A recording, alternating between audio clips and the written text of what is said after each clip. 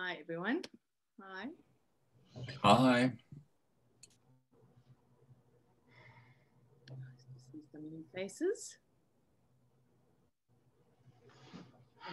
And the old ones.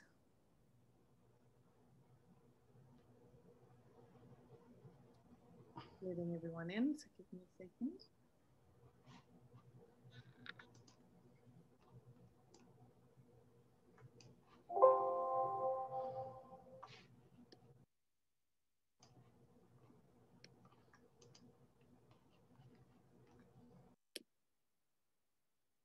All right, so what I didn't actually realize until this morning was that today is actually the new moon.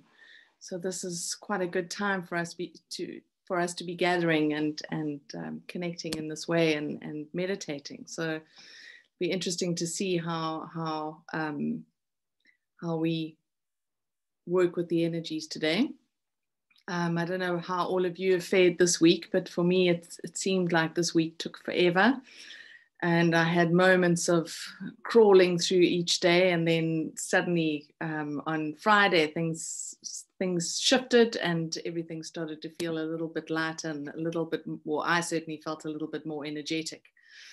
So it's been an intense week, and I think that intensity, unfortunately, isn't going to let up anytime soon. I think we're going to be working with it certainly for much of this month and leading to that important date on the 21st of December. But looking into the energies of where we're at and what we're moving into this week, there's definitely some movement with regards to how we are working with the energy. So there feels like for much of this year, we've had this enforced lockdown. We've had this enforced time where we are being asked to reflect on ourselves, on our lives, where we're at and where we're heading to. And there is more of that we're going through currently at the moment and moving into this week. But what is interesting about this time is that now there seems to be more of, I suppose, our own personal participation in the process, whereas it's been a process that's kind of been inflicted on us. And now we're being asked to actually consciously start to participate with the process rather than having it all thrown at us. And in that participation, we are being urged to look at our lives and our relationships and what we're doing in our day-to-day life from the perspective of, is this still working for me? Am I still living the kind of life that I want to live?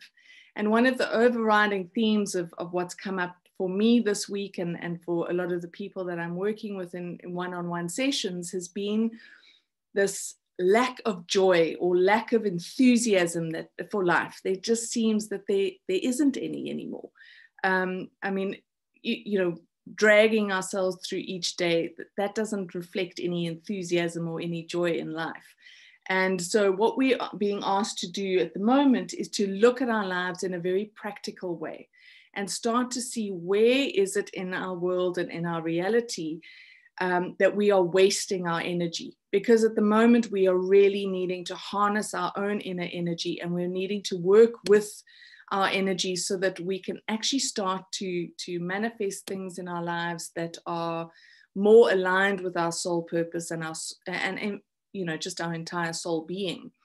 And a lot of the roles that we've played in our lives, a lot of the roles that we've played in relationships have dictated the flow of our energy.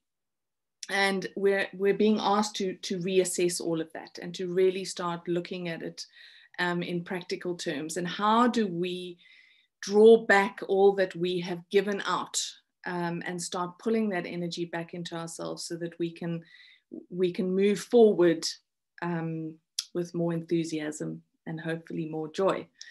There is an audio book that I'm listening to at the moment, and I can't remember what it is currently. Hopefully it'll come to me at some point. And one of the messages I got this week in listening to it was that in order for us to reestablish our enthusiasm for life, we need to spend time in nature. So it is key that we start doing that. And then interestingly enough, I got an email. I don't know if anyone of you follow a woman called Aluna Joy.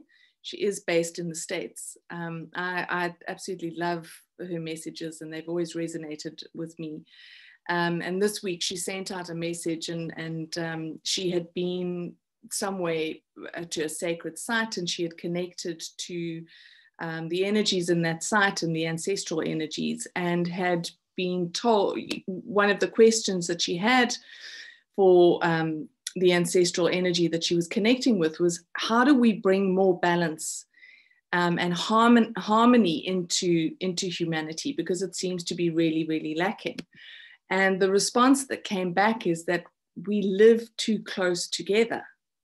So we live in these cities where there's a dense population, and as a result of that, there's not enough nature to balance the energies of all the humans together, and it actually creates quite a lot of fiction, and that's why there's a lot of kind of angry energy that is around cities. And what we're needing to do is make sure that we're bringing nature back into our environments and back into our reality, so that we can actually start harmonizing and rebalancing ourselves. So I found that really, really interesting. And I've kind of observed, I spent some time yesterday just reflecting on all the different places that I've lived in, and all the different homes that I've lived in. Certainly in the last 15 years, I've moved quite a lot. And I thankfully am living in a very peaceful space now, and I live on the side of a mountain, and I've got nature right outside my back door. But before this, I was living in a suburb where I was just surrounded by buildings, and there was, I did have the ocean, which I could kind of walk to, but that almost wasn't enough. And so I've been reflecting on how important it is that we spend time just being able to connect with nature in order to rebalance ourselves. And that's also what's coming up at the moment, is that, we're needing to actively find ways to be able to rebalance ourselves because of the chaos and the confusion in the world around us that is impacting us. And often we don't realize the impact of it until we're absolutely exhausted and drained. And then, then we've got to kind of pick ourselves up and actively do things to re-energize ourselves. Whereas if we can make time each day to connect with nature in some way, we are able to restore our energy levels and to bring that needed balance back into our lives. So it really is, this is a time where we are being faced with choices, and we need to be conscious of the choices that we are making. We can no longer operate from an unconscious perspective where we just allow things to happen to us or allow circumstances to dictate our lives. We're actively needing to participate in life by making the necessary choices that we need to make. So this week, that kind of seems to be the focus, and the energy is available for us to do this now. And the more we engage in the process, the more energized we are actually going to feel, and the more opportunity we're going to see, and the more changes that we're going to be able to make that are going to feel life affirming versus just exhausting and draining. Alongside that, there's also this real need for us to establish the boundaries that we need to maintain our energetic sovereignty. And, certainly for me, growing up, then there were no boundaries in my family. Everyone just did exactly what they liked. And it was a very confusing time. I remember being very confused as a child and not really knowing what the hell was going on, because one moment there was a rule and the next minute that rule didn't exist. And it was really, really uncomfortable. And so as an adult, I had to learn what boundaries were and then how to establish them without destroying relationships, because they can be that too. And what I've come to realize and recognize is that we need to establish those boundaries within ourselves. We need to determine for ourselves what is acceptable and what isn't acceptable. And once we've done that, we can actually start to shift our lives in a way that enables those boundaries to be felt around us. And so we are not imposed upon by things or people or whatever's going on. But it is really, really important. There is a lot of energy that is coming in, that is moving through our heart chakras at the moment. I don't know if any of you have been feeling it. I've certainly in meditation have felt that kind of racing heart feeling and a bit of, what do they call it, palpitations. And so there's a lot of energy moving through our heart chakra to clear and to release things so that we can actually start to establish more of an energetic sovereignty in ourselves, and also to be able to come from a loving place in reestablishing or recreating our lives. So those are the energies that are flowing. And ultimately, we want to be able to harness those energies so that we can utilize them moving forward. You know, as the chaos and the confusion around us becomes more obvious or more prevalent, and the energy becomes more heightened around that, we are needing to be we needing to operate in a space where we're able to hold the light, not waste it, as we, you know, have these boundaries that don't exist, and we have our energy that we've given out. We're needing to really pull it back and to be able to hold a space of light and hold a space of peace as well, and hold that space of balance. Because if we're not in balance internally, the external imbalances in the world are going to impact us in a more significant way. And I think well, certainly I have had enough chaos and enough challenge this year. I said to someone the other day, I'd like to just go to sleep and wake up in 2021. And they said, well, why do you think 2021 is going to be different? I said, that is a very good point. I think there's this hope that it is going to be different. And I saw a meme on Instagram this morning that said, before I enter into 2021, I want to see some terms and conditions.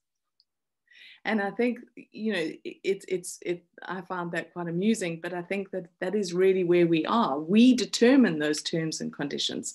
What do we want to be able to step into in 2021? If we've gone through this period of rebirth and we're in this phase of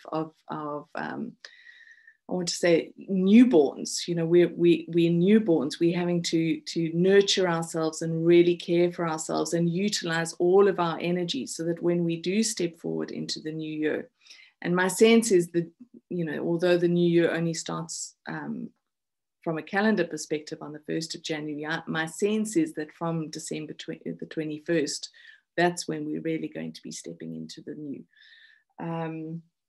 So I'm kind of looking at things and saying, well, how do I prepare for that new? How do I create my foundation? And where have I wasted my energy? And how can I bring that energy back and utilize it so that the foundation that I'm creating for myself is something that is quite stable and strong, and really cemented in me, so that whatever we're stepping into, you know, doesn't throw us, doesn't knock us, and doesn't shock us. And there's also the sense of,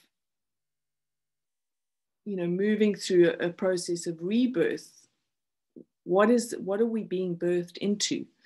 And it is that sense that we're being rebirthed into a more evolved aspect of ourselves. So the rebirth is we're still who we are, with all the history that we've had, but we're stepping into a more evolved aspect of ourselves. And as a result of that, we're needing to start to look at, what is my purpose on this planet? And is it changing? We've certainly taken on roles and lived our lives in a certain way. Yes, that has been our purpose, because I think that we live our soul purpose every moment of every day. The ideal is that we become conscious of what that purpose is. Whereas now we're stepping into a new facet of that purpose. And so we're needing to become aware of what that facet looks like. And And for some people, I'm getting lots of emails about people saying they're being, they feel like they're being called to do something more and to help more and to be in service more. And that certainly is something that is coming up quite strongly at the moment. So we need to really assess our lives and say, well, what have I been doing until now, and how is that changing because I'm changing, because I am more evolved. So our process and our path is more evolved. And as a result of all the rebalancing that happened in the last few months, we've had a rebalance of the masculine and feminine within us. There is this now this heart energy that is expanding into our energy fields and awakening us to different levels and layers of ourselves. So it's really is quite exciting, even though I feel like I'm crawling through each day and just managing to do the bare minimum. There is a level of excitement because I think, okay, so things are happening, there's change, things are shifting, and even though change can be a little bit, the process of change can be a little bit uncomfortable, change is always good. So it's a time of embracing that too. And I know that, certainly there's a lot of stuff going on in Europe with regards to second waves and lockdowns and such. And I think those of you in the States are having a real challenge with all the election stuff that's going on. So there is a lot of stuff happening and I can't see it ending anytime soon. So we're going to have to get used to living in this space of uncertainty.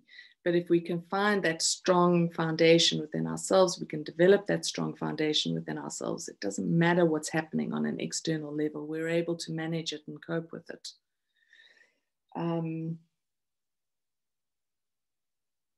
Yeah, that's all I have at the moment. Has anyone got any questions or any feedback about their weeks? Kate, it's very interesting that you're coming up with all this chaos and change going forward, because I did a bit of research on the 21st of December's conjunction. And the first thing that I keep saying is it is a marked change, that there will be change. And I went back into histories as far as the 1345. And yes, there was massive upheaval throughout. But the end of that cycle has always been where you can look back and say, great change happened in society. And in particular, 1345 was when it was in Aquarius. And I wasn't able to ascertain in the 1600s whether it was in Aquarius or not. But the idea that comes through is that the star sign before we go into Aquarius, Capricorn, is Earth. Going back to what you were saying earlier, that, and now we're moving into an air sign. So the need for us to remain connected to nature, to Earth, as everything else is moving away, I think is going to be very important. And the bad news is it's going to be with us until December 2021. So I think all of us really need to focus on staying grounded, putting our boundaries in there and keeping our space clear for anybody else, that, because a lot of people are going to get very lost over the next time period. Thanks, Megan. I think it's fascinating to see how the cycle is unfolding at the moment, and I agree. I think that someone said to me, 2020 is preparation for 2021, and 2021 is preparation for 2022. So we're not looking at anything ending too soon yet, but I think it's going to be interesting. Hey, I was just going to add one small thing. When you're saying about it being a period of sort of uncertainty, selfishly, I'm rather enjoying it, because there's no pressure on having to actually decide anything monumental at the moment. You can kind of go with the flow, and whatever happens, happens. But I'm not sure if that's a good thing or a bad thing, because I'm just sort of sitting back in it thinking there's no pressure to do anything because we're in this space. But are you saying that's going to carry on until when? I mean, when do we have to sort of almost have to start making some decisions or getting choices rather than actually just letting it all happen around us. It's badly put, but you know what I mean. I do know what you mean. I think, you know, Fiona, we've done quite a lot of work together this year. So, you know, you've put in the work, you know, you've been creating the foundation that you've needed to create this entire year. You've been working at that. So you're at a point now where, yes, you can take a bit of a breather and relax and allow what you've already put in place within yourself to just naturally unfold in your life. But I think that there are people who haven't been able to do the work or haven't known how to or what to do. And that's really the focus of what they're needing to do right now. And I think we need to, you know, it's an ongoing process. You know, boundaries, for example, are an ongoing process. We can't, especially if we haven't known how to establish boundaries within ourselves. That's something that we need to be almost vigilant about. You know, the minute you kind of relax and think, okay, well, everyone's got it, and I'm okay. You know, someone will come in and show you that they're not. So I think it's more a case of being vigilant for you of where you're at and maintaining the level of stability that you've gotten to in yourself right now. Does that make sense? Yeah.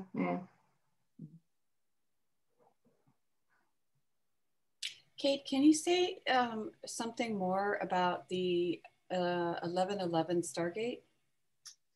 Okay, so the 1111 Stargate, which we also had this week, for me, November always is an opportunity for a reset. And I always look at numbers and how they relate to the different aspects of ourselves.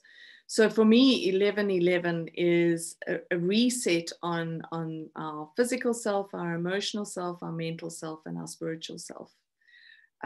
So we have this opportunity to bring all of those aspects of us into kind of balance and harmony.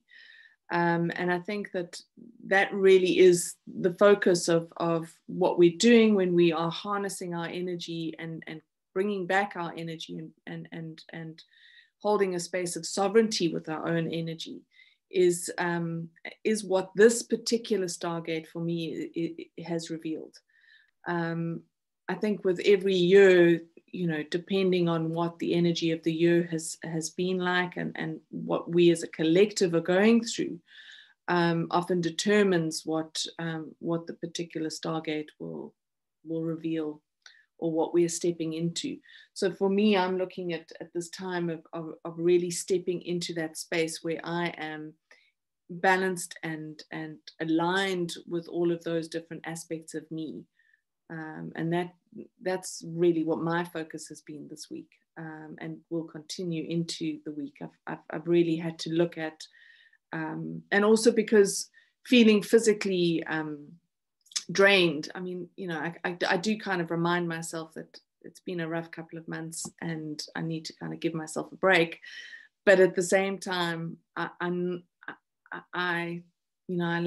generally an enthusiastic person and quite positive about things and always find the silver lining. So I need to look at for myself, where am I out of balance, or which aspect of me is out of balance, and how do I bring that back? And certainly that was highlighted for me in this particular Stargate. I don't know if anyone else had any of that. Yeah, definitely. Okay. Go, Jennifer. Oh, no, I was just going to say, yeah, that's part of the reason I was asking, is that I really did feel that I'm called to be mindful and pay attention to that balance. It's interesting that you were talking about at the very beginning of the session today, looking at where we're spending our energies, because I felt that a lot. Things that I really don't need to spend time on, and kind of going layer by layer. So the things that busy my mind and kind of assessing all of those things, what of those can I let go of? And then diving a little deeper into a heart center. What are the things I really care about, and what kinds of things I can let go of? And then finally that soul level, and really kind of honing that. But it seems to be that 1111 was a reminder of that, and that the process is iterative, if that makes sense. Just kind of going through it again and again and again is what I feel I'm to be doing right now. Yeah, I'm feeling exactly the same way. And also the need to simplify in a lot of ways. You know, even this afternoon I had to find a cable, and I was unpacking cupboards trying to find it. I thought, yeah, I've got so much stuff that I don't think it needs to go. Just needs to go now. I don't know why I'm keeping this stuff. So that feeling of simplifying, you know, on a physical level, but also on an emotional level. I think that we complicate so many relationships and so many, and I think that complication comes from expectations that we have of ourselves and our role in life or in the world, and then also the expectations of what we think we need from others. And I think it's, you know, there really is this need for simplifying all of that. And it does feel a little like there's a veil that's been ripped away, and we're able to see things clearer. I'm certainly seeing things that I thought, you know, how could I have not seen that before? And I did mention one of the things to my eldest daughter, and she said to me, geez, Mom, you really are stupid. I saw that long ago. Well, thankfully the youth are far more evolved than me, so it's good. Kate, I had a few things happen this week, quite interesting about nature. I was walking in the forest, and I disturbed a gold thrush, who gave me a message. And I think that's really quite important, because when you're connected with nature, you hear or you feel the messages, and it opened my heart completely. I felt a load of sorrow disappear, and that was it. It was like, wow, this is just a message for you. Open your heart. I also went into my heart center, and the burnt ground is now fertile soil. And the message that I'm getting is, allow your soul to do it. Don't force anything, but keep everything centered, so that your soul is able to create your own paradise. Yes. So that my role is like, okay, keep your energies, don't get involved, keep your light. And that light is going to enable my soul, and probably everybody else's soul, if they do it, is to grow this paradise that we're going to have inside of ourselves. And I've also cleared out a whole load of stuff from my house, and I got rid of it, and I've given it away, and I feel fantastic. So I encourage everybody, really, as much as possible. It's fantastic. Oh, thank you, Lynn. I love that. I think it's you've just highlighted again that, you know, the beauty and the gifts that nature does give to us in that. And I love that idea of creating or allowing paradise to grow inside of us. You know, if it can grow inside of us, we can grow it in the world. It does start inside first. That's beautiful. Thank you. Kate, hi. Something happened this, I mean, just to say, I completely sort of resonate with everything you're saying and everyone else is saying as well. Something that happened this week that highlights a situation where I kind of would have to put into practice what you're talking about, and especially in relation to being amongst people. And it was just a situation this week where I was with quite a large group of people, all of whom I really care about, some of whom I'm closer to than others. And there happened to be unexpectedly one person within the group that has, well, as you said, because you know, it's obviously got to do with a lot of things, but that is spiraling, right? That is going to quite a dark place in terms of addiction and all kinds of things. And they were in a very unstable state because of that. And I could feel what was happening to the group as a result. You know, everyone feels it. Everyone starts to get just that bit tense and anxious because you don't know what to expect from that person next. And in this situation, I just kept trying to, as you all saying, keep centered, keep calm within myself and that kind of thing. But what I want to ask you is, in that situation, is it more about keeping that space in myself? Do I have any responsibility to kind of hold space for everyone in that group or not? So that's, is that like a no-no in that situation? Do I have to stay very much, just to see what I'm saying? Do I focus on radiating that space from within myself, or do I just focus on holding it in myself? It's a difference. It's a slight, it's subtle, but it is different, if you know what I'm saying. I think this is where we've evolved, where we are evolving. I think in the past, yes, it would have been appropriate to hold space for everyone, but that means putting your energy out there. You know, it means putting your energy out so that you can hold that space for everyone. Whereas now we're moving to into this time where we need to hold that centered space within ourselves and radiate that out into the room, rather than sending our energy out. Does that make sense? Yeah, that completely affirms what I was thinking. Yeah, thank you. Yeah, I mean, I think it's also important to realize that we're in a time where there is mass awakening happening, and so everyone is needing to do the work. No one is being let off the hook here. We're all being expected to do what we need to do and to heal ourselves. And the responsibility does lie with us. And if someone else is you know, and it's difficult if it's people we love and we care about, but that's where the boundaries are so important, because it is their responsibility, and they have to want that. They have to want to be different. They have to want their lives to be different in order to be able to make the changes. If we are always holding space or carrying that person, we're actually enabling the continuation of whatever it is that is going on within them. You know, and I really had that experience with my brother, and was really, really challenging. It was really challenging for me, because when he first had his breakdown, which was about 4 years ago now, I hopped on a plane and rushed off to the UK to help him, and spent hours and hours and hours on the phone and doing everything. You know, I really exhausted myself trying to do that. You know, and it didn't help.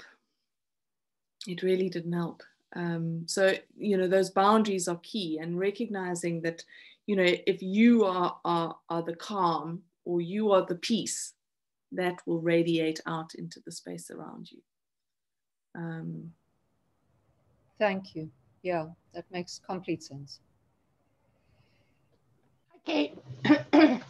On that same thought process, Friday was the anniversary, the 8th anniversary of my mom passing, and we had a difficult relationship, especially the last several years of her life, because she was an alcoholic and really placed that above pretty much everything, especially in the last years. But what I found was, around reflecting on her passing, and was kind of, I've always looked at it, the effect that had on me. And given it got more difficult because I'm like 30, almost 33 years sober. So I got sober a long time ago, which was a source of anger for her, interestingly enough, because of course, you know, how can you need to get sober if I drink more than you do? But whatever. Anyway, but what I found was that kind of the opposite was happening lately. And that's that instead of looking at how she affected me, I've had to look at how intolerant I was of her. And I've found myself in tears at times and talking to her and apologizing that I didn't find a way to be more tolerant of that, especially who understood addiction better than me. And so it's been almost like, I can't think of the right, but opposite world, you know what I mean? Where I'm, instead of looking at that effect, which to be honest, I've spent a lot of time in my life looking at, because even as a child, our relationship was pretty abusive in some ways. But it made me stop and really try to reflect on all the wonderful things she did, all the wonderful things she taught me, and all the wonderful Christmases and Thanksgivings and the things she did to try to make things great, even when we didn't have a lot of money, and, you know, put food on our table when that wasn't that easy. And so it's been an interesting, like I said, it's almost like turnabout world or something. And by the way, things here in the States haven't settled down about the election, of course. I don't know if they ever will. But the cases here are also going up. So we went into curfew. I mean, I don't go out at 10 o'clock at night most nights, so it doesn't really matter. But, and bars and restaurants have to close earlier, and fewer people. You're not allowed to have even more than 10 people in your home. Not really clear how they're going to enforce that. That's just in the state of Massachusetts, because our cases are going up. And at one time we were the third worst in the country here. So anyway, interesting times, and cases all over the country are just going up terribly. It's kind of as Europe goes often than the last time the United States likes to jump on the bandwagon. And so anyway, just those thoughts for the week. Thanks, Nancy. Thanks for sharing that. I must say, I've also had a little bit of a upside down kind of reflection space on looking. There've been a number of things, and I can't offhand think what they were at the time right now, but at the time, I suddenly realized that actually the way I was able to handle those situations is actually a gift that was given to me because of my mother and how she has been. You know, so it was this thing of, oh, well, you know, if I'd had this perfect childhood, then, you know, I wouldn't be who I am. If I'd had a perfect mother, I wouldn't be who I am. I wouldn't be able to look at the world the way that I do, and I wouldn't be able to engage with things in the way that I do. So, yeah, it's been an interesting reflection.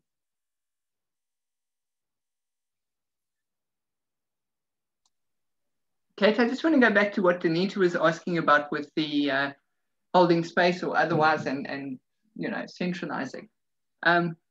Just on a lighter note, I'm an avid sports fan, and the American Augusta tournament, the golf tournament in America is being played. And I was listening to the commentators, and there's three guys out there playing for their life, for their prestige.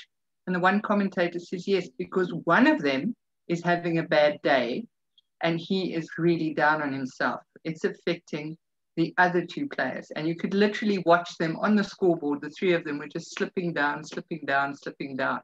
And what I really appreciated about that was the commentator talking about the energy of that one player who had lost it, which was infecting the other two. So there are people out there that are actually talking about the effect of one energy against another one. I just thought that was really amazing. I like that. I think people are finally waking up. It's taken a while. All right. Anyone else have any questions or anything they'd like to share?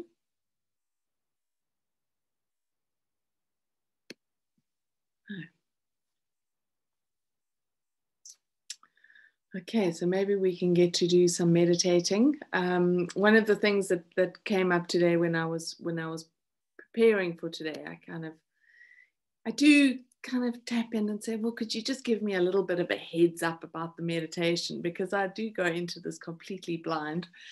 And the only thing that came was nurturing. I said, okay, well, as long as that's going to be the theme of this meditation, but how that's going to happen, I have no idea.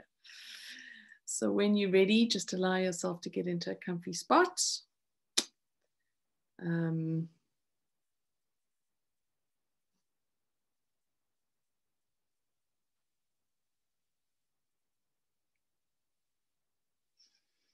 then you can gently close your eyes.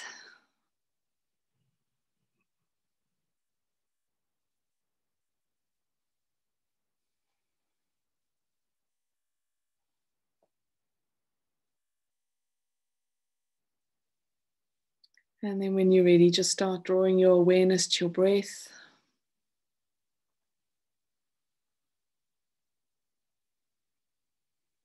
And allow yourself to settle into this moment, into this time.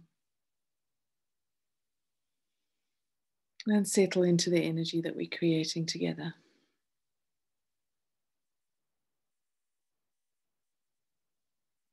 And just using your breath, allow yourself to let go of the day, let go of any worries or concerns, anxieties or fears. And just be here now.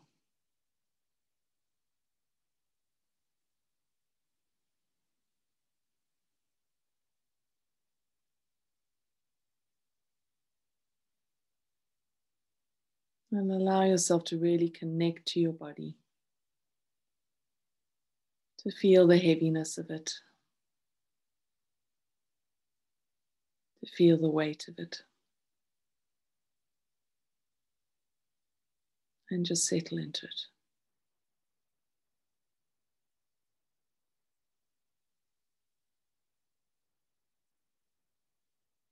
If you notice any tension or pressure or pain in your body, just allow yourself to breathe into that area.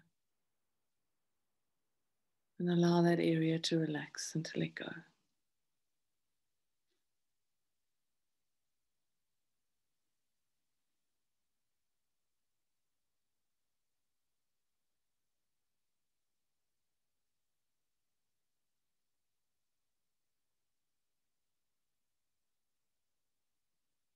Allow yourself to settle into a space of peace.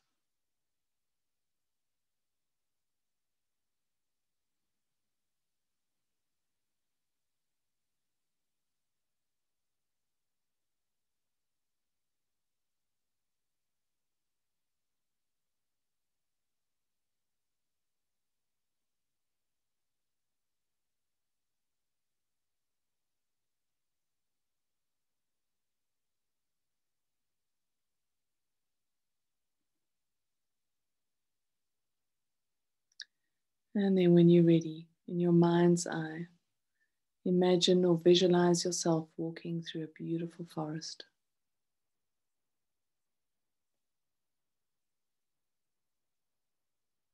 You are surrounded by trees.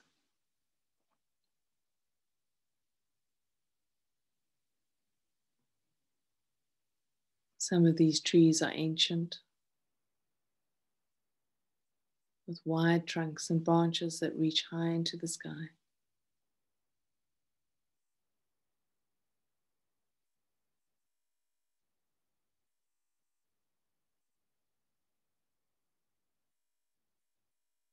You take a moment to just become aware of this forest. Allow yourself to connect to the energy of the trees and the plants and the animals and the birds that live here.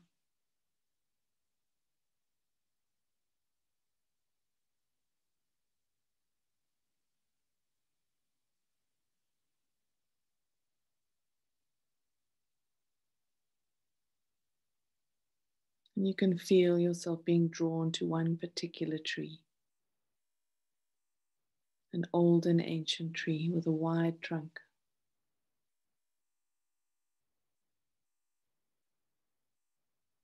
You allow yourself to move towards the tree.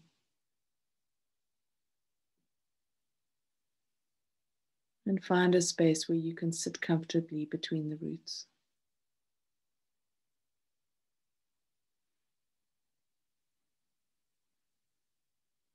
And you lean back against the trunk of the tree. And you feel the connection that you have to this tree. And you deepen that connection.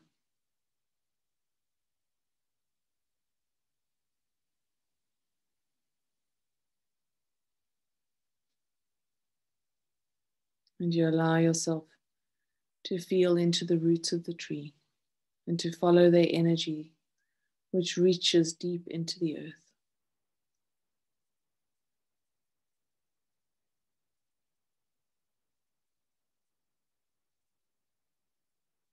And as you connect to the energy of the roots and the energy of the earth, you feel the energy of the earth begin to move through your body and being. You feel this energy begin to flow through your feet and up your legs and into your torso.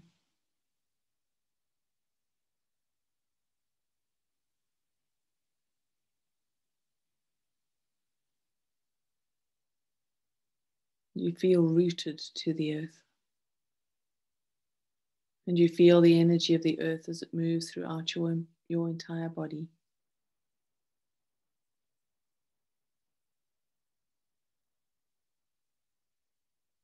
This beautiful life-giving energy is restoring your energy, replenishing your energy, nourishing your energy. You can feel as it moves into the root chakra at the base of your spine.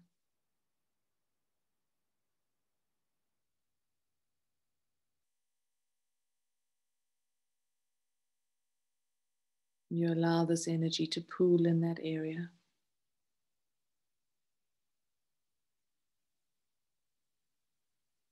And feel it slowly making its way up your spine.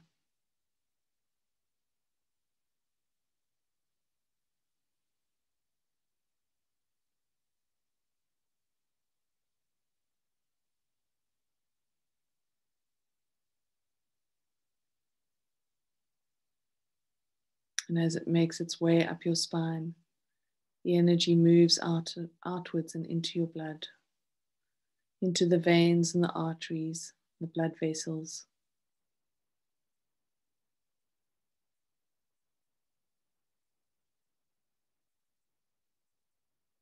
Moves into the bones and the muscles,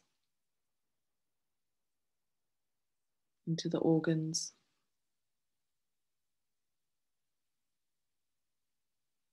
Feeding and nourishing your entire body. Restoring the flow of energy in your body.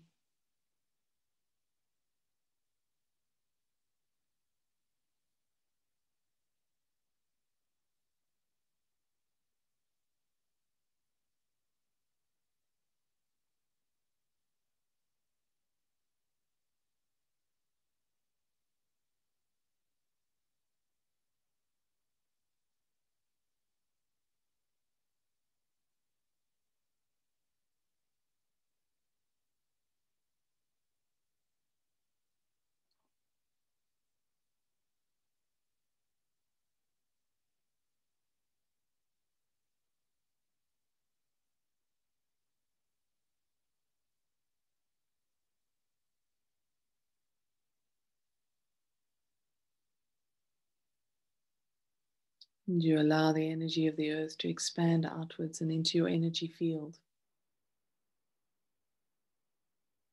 filling your different bodies with light and love and nourishment.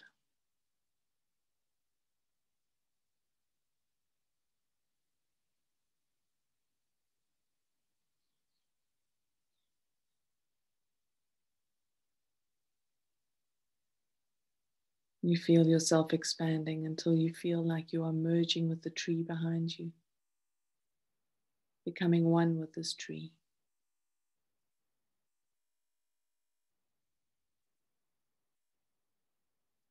You can feel the branches as they reach into the skies, connecting to the universal source energy that surrounds everything. And you feel that energy begin to flow through your body and being.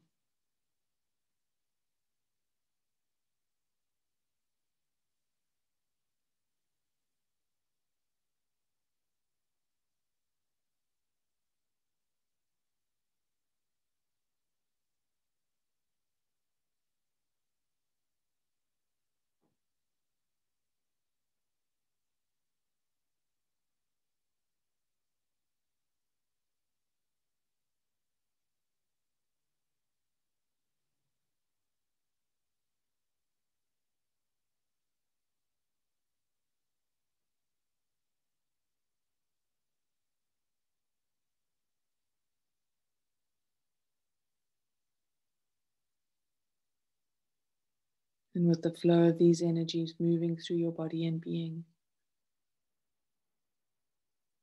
you feel everything that is out of balance being brought back into balance.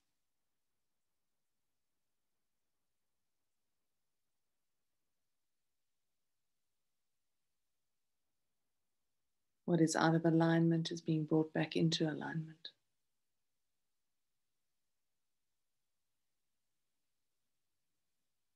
What is weak is being strengthened.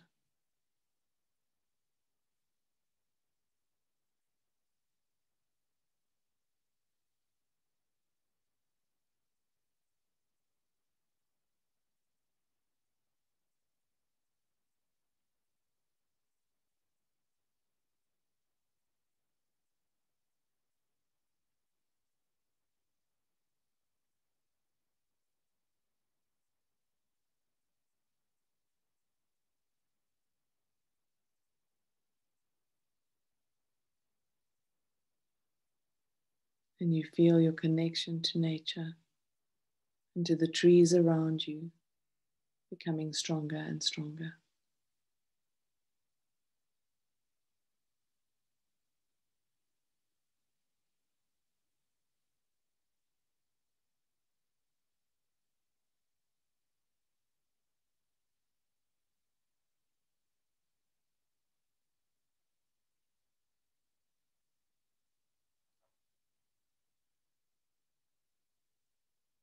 As this connection deepens, your heart opens.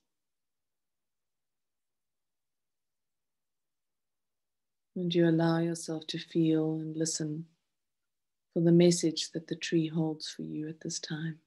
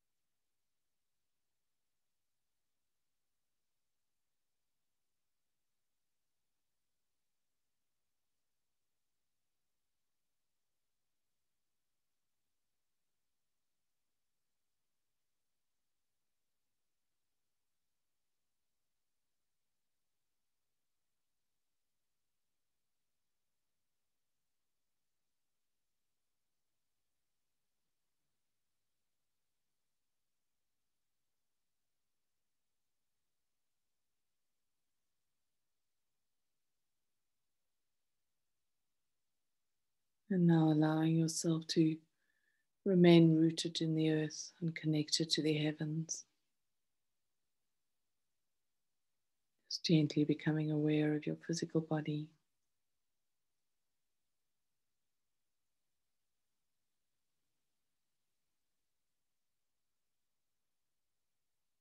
You thank the trees for their gifts, their messages.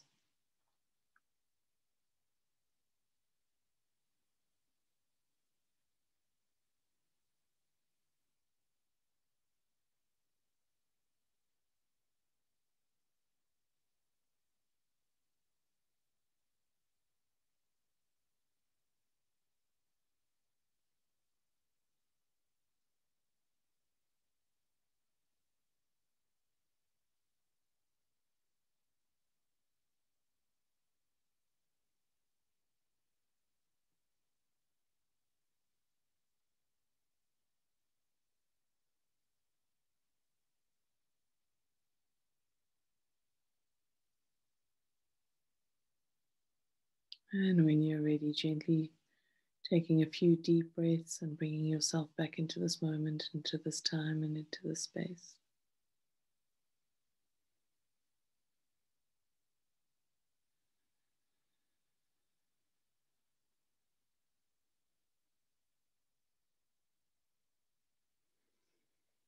Moving your fingers and your toes, and you can open your eyes when you're ready.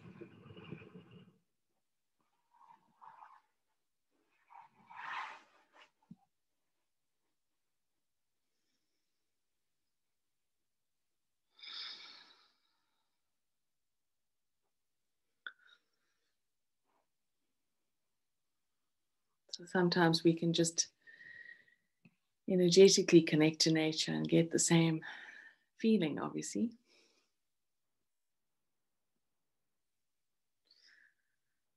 I hope you enjoyed that meditation. It was good. It felt good.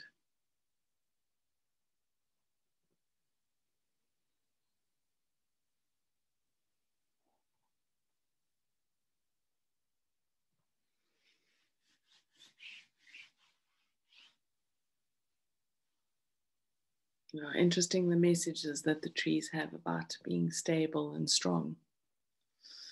It was definitely that message of staying rooted in the earth but connected at the same time. And the one thing that I got was that we are, the winds of change are unrelenting. And we have to be strong and stable in that. Like a tree, it blows, it can move, its branches move in the wind. But we need to have its roots are firmly planted in the earth. And that's how it withstands all of the change and the winds that are blowing around it. And for me, that was the message that we need to be that stable and that strong and that rooted so that we can withstand everything that is happening around us.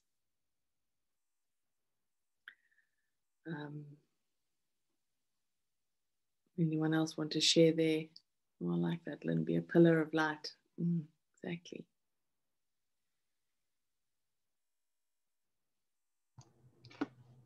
I went out when you said go to the big trees. I went out to California where I used to live and went to the redwoods and the sequoias. And it was really beautiful. But then we got to the message and it was talking about, because it was tinged with sadness for all of the fires out there and all of the forests that are burning out there. And just the importance of recognizing the whole denial of climate change here in the US is just absurd. But so it was just a message about not letting go of, like not listening to what's around you and just understanding that nature does have a cycle. And while the fires are sad, they serve a purpose to bring our attention to what's going on the planet. And the need to draw attention, and because it's like we've talked about in this group before, act on the whispers before they become shouts. And nature has whispered and whispered and whispered, we have problems, and people aren't listening. And now I think the weather situations and the hurricanes and the fires and the floods, and it really does, it's hard to deny. Well, here in the US, not that hard to deny, but for people who are conscious of the earth, it's hard to deny what's going on, and a need for prayer to bring that awareness back so that we can do something about the planet. So anyway, it's beautiful. Thank you. I love that. I mean, I think it's also interesting to recognize that, there is an imbalance in nature as a result of what we as humanity have done. But if we can correct the imbalance in us, the automatic result is that imbalance in nature starts to correct too. The teachings that I always share about the fact that if we look at our emotional body is reflected in the waters of the earth, and our physical body is reflected in the earth herself, and the air is reflected, our mental body is reflected in the air.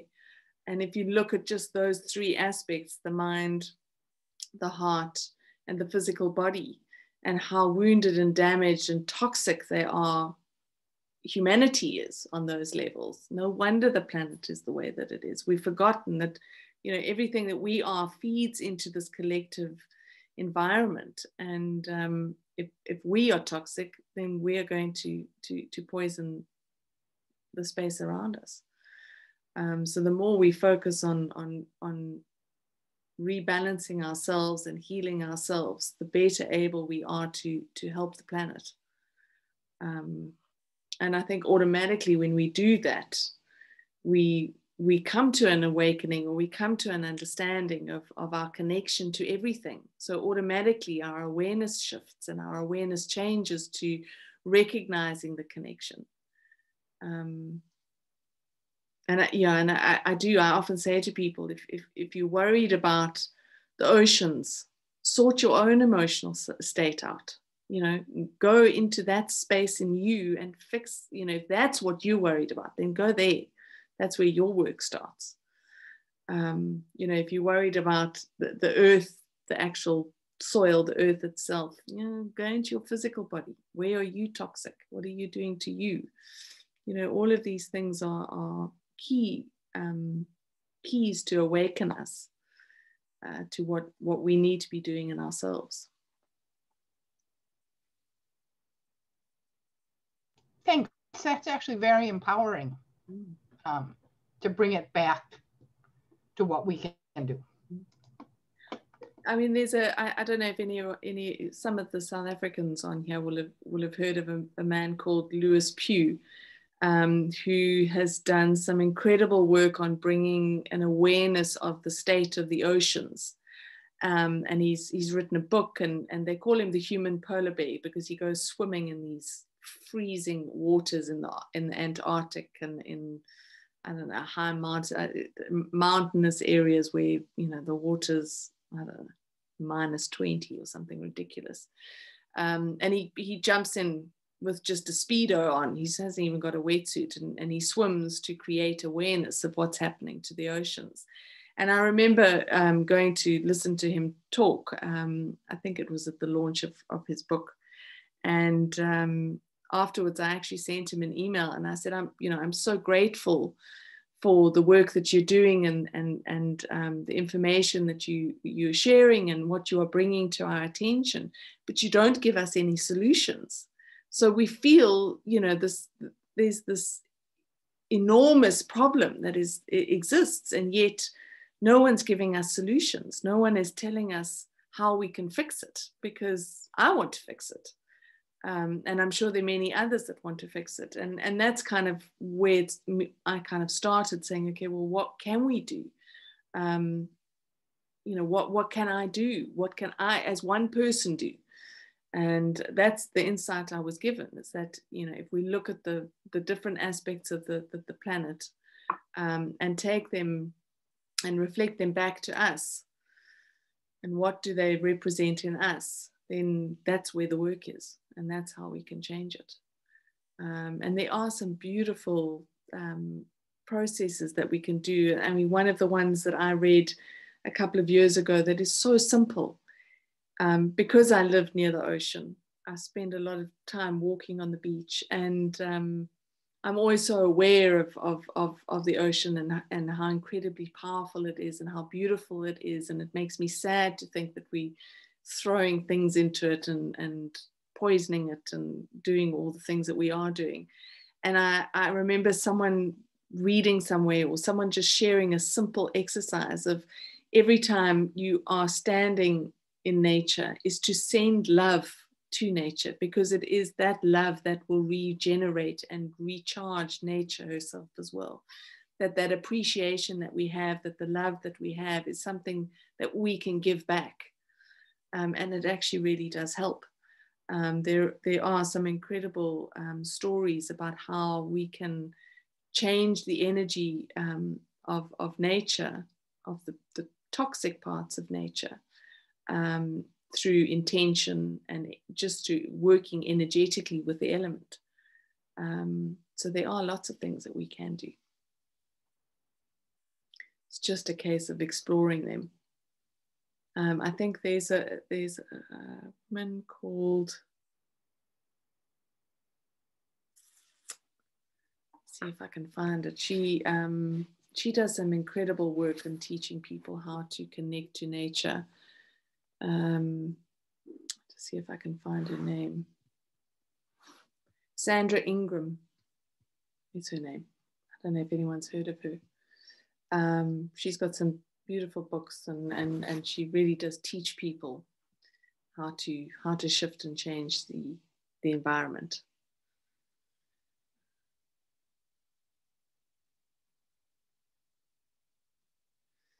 Okay.